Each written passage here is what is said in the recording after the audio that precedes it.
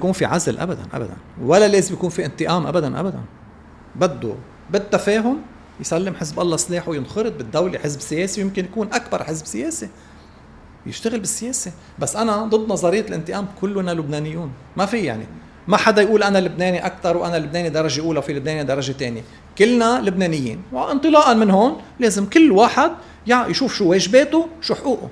بس هو بيعتبره بمطرح معين انه انا مستهدف، ما تطلب مني سلم سلاحي هلا او بدي ضمانات. رح يضل يقول مستهدف. تحرر لبنان صار بدنا نحرر القدس. لا، نحن بنحرر أوكي. لبنان.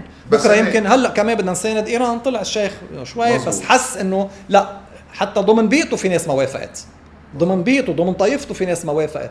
انا شو إلي بالزمانات بدنا نروح على البوسنه. شو قلنا بالبوسنه نحن بالهرسك يعني، او محل تاني ما بعرف مين بده يروح، على سوريا على اليمن. هذا الحزب يمكن غير اطراف ما بعرف اذا راحوا لشي محل تاني وما لازم يروحوا.